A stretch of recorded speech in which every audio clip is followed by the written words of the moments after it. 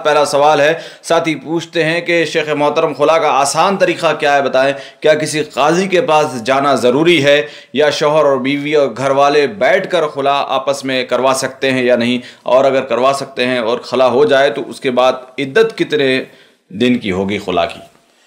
बिस्मिल्लाहिर्रहमानिर्रहीम, अल्हम्दुलिल्लाहि रब्बिल आलमीन, सल्लल्लाहु अला नबिय्यिना मुहम्मदिन व अला आलिहि व अस्हाबी अजमईन। यहाँ पर दो मसले हैं। एक मसला तो ये है कि क्या बगैर काज़ी के खुला मुनाकिद हो जाएगा या नहीं मुनाकिद होगा। दूसरा मसला ये है कि इस वक्त जो सूरत हाल है हमारे आम तौर पर लोगों की, ऐसे मौके पर क्या सूरत हाल इख्तियार करना चाहिए।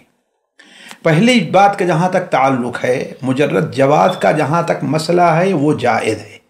यही जुमहूर का मसला है कि बगैर काज़ी के भी खुला जायज़ है। जब तलाक बगैर काज़ी के है तो खुला भी है। क्यों? इसलिए कि यह मामला सिर्फ मियाँ और बीवी के दरमियान है। उसकी सबसे वाज़ेह दलील मेरे नज़दीक ये है कि इमाम बुखारी रहमहुल्लाह ने अपनी किताब सही के अंदर हज़रत उमर बिन ख़त्ताब रज़ी अल्लाह तआला अन्हु और हज़रत उस्मान गनी रज़ी अल्लाह तआला अन्हु का कौल और अमल नकल किया है कि खुला बगैर काज़ी के पास जाए भी जायज़ है। तो मालूम यह हुआ कि मियाँ बीवी आपस में तय कर लें या ख़ानदानी तौर पर लोग बैठ करके तय कर लें और खुला हो जाए, इसमें कोई हरज की बात नहीं है। काजी के पास ले जाने की शर्त, इसकी कोई दलील वजाहत सराहत के साथ कुरान और हदीस के अंदर पाई नहीं जाती है। लिहाजा जुमहूर का जो मसलक है वो काबिले कबूल बल्कि काबिले तरजीह है। दूसरी बात यह है कि इस वक्त जो सूरत हाल है, आप जानते हैं कि अमानतदारी लोगों के दरमियान से रुखसत हो चुकी है। ख़ास तौर पर निकाह तलाक के बारे में जहाँ पर इंसान की अपनी ज़ाती मसलहत होती है, उसमें नफसानियत का बहुत बड़ा दखल हो जाया करता है। लिहाजा ऐसे मौका पर कि चाहिए कि अगर खुला अगरचे तय कर ले मियाँ बीवी आपस में, लेकिन उसे पुख्ता करार देने के लिए कुछ लोगों को गवाह भी बना लें, या किसी इमाम मस्जिद है, जामे इमाम मस्जिद है या कमेटी का सरदार है, उसको उसके ऊपर जो है वो गवाह बना ले कि हाँ हम लोग क्या कर रहे हैं, खुला कर रहे हैं। कल जो है शौहर के ऊपर भारी पड़े और कहे हाँ भाई मैं इसके ऊपर राज़ी नहीं था, मैं तो इस शर्त के ऊपर, इससे बहुत सी चीज़ें दरमियान में आ जाती हैं। लिहाजा इन इख्तिलाफात से बचने के लिए बेहतर तरीक़ा यही है कि वहाँ पर अगर काज़ी नहीं है तो कमेटी के सामने ये बात ज़रूर, पंचायत के सामने ये बात ज़रूर रखी जाए। दूसरी बात जो जिक्र किया है कि खुला की इद्दत क्या है, इस सिलसिले में ये जवाब कई बार गुजर चुका है कि हज़रत उस्मान गनी रज़ी अल्लाह तआला अन्हु की ये रवायत या उनका अमल सुनन अबू दाऊद वगैरह में है। उन्होंने कहा कि खुला की इद्दत क्या है, एक हैद है। खुला की इद्दत एक हैद है। क्यों? इसलिए कि यहाँ पर तलाक का मसला नहीं है कि लोग मोहलत देना है उसे कि वो रुजू कर ले।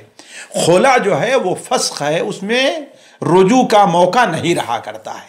वरना खुला का फ़ायदा क्या होगा? खुला का फ़ायदा क्या होगा? वहाँ जब रुजू का कोई मकसद ही नहीं है तो असल मकसद क्या है? रहम का ये ज़ाहिर कर देना है कि हाँ भाई अब इसमें कुछ नहीं है, बड़ा साफ है, यानी पहले शौहर का हमल अब नहीं है, और एक हैज से ये वाज़ेह हो जाएगा। लिहाजा एक हैज के बाद वो फारिग हो जाएगी, दूसरी की शादी कर सकती है जी।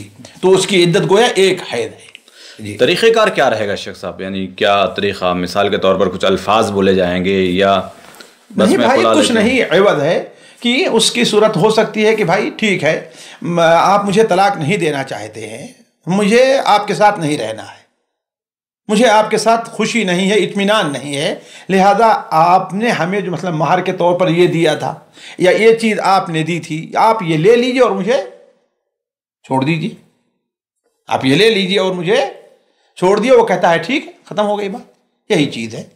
ये जब कादी के पास जाए तो कादी कहे, जैसे कि अल्लाह के रसूल सल्लल्लाहु अलैहि वसल्लम के पास आए तो आपने फरमाया उस औरत से अतुर्दीन हदीक़तहु, जो बाग तुम्हें उसने महर में दिया था उस बाग को तू वापस करती है? कहा कि हाँ मैं वापस करने के तैयार हूं। तो आप सल्लल्लाहु अलैहि वसल्लम ने फरमाया कि ठीक है, तो उसके लिए कोई ख़ास ये हो कि हाँ भाई मैं खुला ले रही हूँ, यानी इसके लिए शौहर की रजामंदी ज़रूरी होगी। बिल्कुल ज़रूरी है। तो फिर तलाक और खुला में क्या फ़र्क हुआ? भाई तलाक और खुला में यह है कि शौहर अगर अपनी तरफ से तलाक दे रहा है तो उसका दो फ़र्क है वाज़े, और भी फ़रूक हैं लेकिन दो वाज़े फ़र्क हैं। एक फ़र्क तो वाज़े यह है कि बीवी अपनी महर की हकदार ठहरेगी, जो महर मुतय्यन हो चुका था, कम या ज़्यादा। दूसरी चीज़ यह है कि शौहर को रुजू का इख्तियार हासिल रहेगा तलाक के बाद, अगर तलाक रजाई है, यानी अगर आखिरी तलाक नहीं है तो, है कि नहीं है। तीसरी बात यह है कि जो और अहम है वो ये है कि अगर ये तलाक जो हुई है, ये तलाक जो हुई है, अगर तलाक़े मुग़ल्लज़ा थी तो अब शौहर को रुजू का हक नहीं होगा हत्ता तनकिह ज़ौजन ग़ैरा। लेकिन अगर खुला है तो खुला में तय के ऊपर है शौहर महर का हकदार नहीं होगा, या और कुछ दिया है तो उसे लेने का वो हकदार होगा। क्यों? इसलिए कि मुतालबा यहां औरत की तरफ से है, एक चीज। दूसरी चीज यह है कि अगर खुला हो गया तो अब शौहर को रुजू का हक हासिल नहीं है। क्यों? वरना क्या फायदा होगा?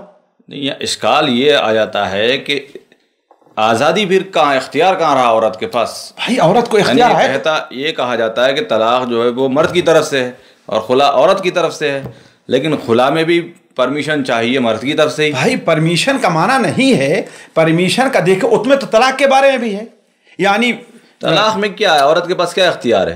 भाई औरत तलाक दे दे, तलाक खलास। भाई ठीक है, लेकिन उसमें ये तो है ना कि आया वो तलाक जो है जो वाक़े हुआ है, बीवी अपनी महर की हर चीज की हकदार होगी और शौहर ऐसा होगा अब रुजू का भी हक नहीं रखेगा। इसमें तो यह है कि शौहर नहीं चाहता है तलाक देना, वो तो रखना चाहता है, लेकिन बीवी पसंद नहीं कर रही है, तो बीवी को इख्तियार दिया गया, ठीक है तलाक देगा तो वो महर का हकदार नहीं होगा। अब अगर तुम खुला लेना चाहती हो तो अब इसमें औरत के तलाक भी नहीं देना चाहता और खुला पे भी राजी नहीं है, तब क्या होगा? जाहिर बात काजी जो है फंस कराएगा, निकाह मजबूर करेगा उसको। अब यहाँ पर ये इश्काल पैदा होगा कि जो फैमिली मेंबर हैं वो फंस करा सकते हैं, अगर कमेटी बन जाए उसे फंस करा सकते हैं। कमेटी क्या मतलब? भाई जाहिर बात है कोई ऐसी लजना बनाई जाए, लजना कुछ नहीं है, यहाँ इसके मामू और चाचा अल्लाह के बंदे ये देखिए, कोई बच्चों का खेल नहीं है कि आप कहें लजना कोई चीज नहीं है। हर दुनिया के अंदर, पूरी दुनिया में हर जगह क्या है, या तो वहां पर कोर्ट है या तो मुसलमानों की अपनी कोई लजना और कमेटी होती है कि नहीं है? अगर नहीं है तो इसके लिए कमेटी तश्कील दी जाए। ये दो घर की बर्बादी या उसका मसला है, वहां पर तश्कील दी जाए और एक इंसान वहां सरपंच और कादी के तौर पर मुतय्यन हो। तलाक के टाइम तो ये बात नौबत नहीं आई भाई, तलाक और खुला में ये नौबत नहीं, इसलिए कि इख्तिलाफ नहीं है दोनों का। नहीं, तलाक में भी तो ऐसे होना चाहिए ना कि औरत तलाक नहीं लेना चाहती। अल्लाह के बंदे तलाक नहीं देते, लेकिन शौहर नहीं। इसमें खुला में तो है शौहर तलाक नहीं देता, औरत लेना चाहती है, दोनों बराबर हो गए। खुला में है शौहर तलाक नहीं देना चाहता और औरत लेना चाहती है, और तलाक में है कि यहाँ पर कमेटी की जरूरत पड़ रही है। वहां कहाँ कमेटी की जरूरत है? मर्द तलाक देना चाहे और औरत तलाक लेना ना चाहे तो वहां कोई कमेटी की जरूरत नहीं है। भाई ये इसमें तो कमेटी की जरूरत नहीं है ना। किसमें? कि अगर बीवी तलाक खुला करना चाहे, शौहर नहीं देना चाहे, कमेटी की जरूरत नहीं है, तो फिर फस्क करने कौन करेगा फस्क? भाई ये तो अल्लाह के बंदे आप फर्क करें। आपको मालूम होना चाहिए कि तलाक है, खुला है और फस्क है, ये तीन चीजें अलग अलग हैं और तीनों के अलग अलग अहकाम हैं। तलाक है, खुला है और फस्क है। तलाक होती है किसके? शौहर की तरफ से, खा बीवी राजी हो या राजी ना हो, खत्म हो जाएगी। दूसरी चीज यह है खुला है, ये किसकी तरफ से है? बीवी की तरफ से है, खा शौहर तलाक देना चाहता है या तलाक देना नहीं चाहता, उसे कुछ दे करके राजी करे। अब क्या करे? मगर राजी तो होना जरूरी है भाई, वही तो है। अगर राजी क्यों नहीं राजी होगा? किसी को मिल रही है, इतना बाग मिल रहा है सताने के लिए। अल्लाह के बंदे तो ठीक है, उसके लिए फिर वही आया मतलब फस्क कमेटी का। तो ठीक है, अगर नहीं खुला पर राजी है, अगर खुला पर भी राजी नहीं है तो वहां पर निकाह को कादी के पास हो जाएगा मामला, और कादी देखेगा हक किसका है। आया बीवी हक बजानिब है कि नहीं हक बजानिब है? या शौहर हक बजानिब है कि नहीं हक बजानिब है। अगर नहीं, शौहर जुल्म कर रहा है तो ठीक है, हुक्म देगा कि हाँ तुम्हारा या तो इन शराइत को पूरी करो या तो फिर तुम्हारे निकाह के फस्ख का ऐलान हो जाता है। यह असल इंसाफ है कि बीवी को भी इख्तियार दिया गया है तलाक लेने का, खुला लेने का। शौहर को भी इख्तियार है किस चीज का? तलाक देने का। लेकिन दोनों अपने हक के हासिल करने के बारे में मुख्तलिफ हो जाएं तो ऐसी सूरत में तीसरा हल भी मौजूद है, निकाह के फस्ख करार देने का। और जाहिर बात है ये चीज दोनों आपस में नहीं कर सकते। दोनों आपस में तलाक का मसला हल कर, खुला का मसला हल कर सकते हैं, लेकिन जहां फस्ख का मामला आएगा, जहां इख्तिलाफ होगी, वहां पर जाहिर बात एक कोई ऊपर से एक ताकत होनी चाहिए जो दोनों फस्ख करा दे। जी, ये खुला मोबाइल पे भी हो सकती है। मिसाल के तौर पर बता दिया लेडीज ने कहा फलां जगह से कि मैं आपसे खुला लेना चाहता हूँ, छोड़ने का कि ठीक है मैं तुम्हें तैयार हूँ, हाँ ठीक और है, बीच में कोई एक गवाह रख दे तो ठीक है, एक दो गवाह रख दे, ठीक है, एक गवाह रख दे, कोई बात नहीं। गवाह ना भी रहे फिर भी हो सकता है, हो सकता है, उसमें जैसे तलाक हो सकती है भी हो सकता है। यानी सामने मिलना बैठना कोई जरूरी नहीं है जी। अच्छा, खुला के बाद जो इद्दत है उसके बाद अगर फिर निकाह करना चाहें तो हो सकता है दोनों की रजामंदी से। इसीलिए तो मैं बता रहा था, आप दरमियान में टपक पड़े, बात को पूरी नहीं होने दिया। आपसे यही कोताही होती है कि असल मसले को समझने में गलती करते हैं। असल चीज़ मैं कहा, तीसरी चीज़ जो फ़र्क तलाक और खुला के अंदर है कि तीसरी तलाक के बाद शौहर को रुजू का या हज तक तजदीद निकाह भी हक नहीं होगा, हत्ता तनकिहा ज़ौजन गैरा है। लेकिन खुला के अंदर ये चीज़ नहीं, ये फ़र्क है तलाक और खुला में, ये फ़र्क है तलाक और खुला के अंदर की दोनों की रजामंदी से, दोनों की रजामंदी से दोनों का गुस्सा ठंडा हो गया है कि नहीं है।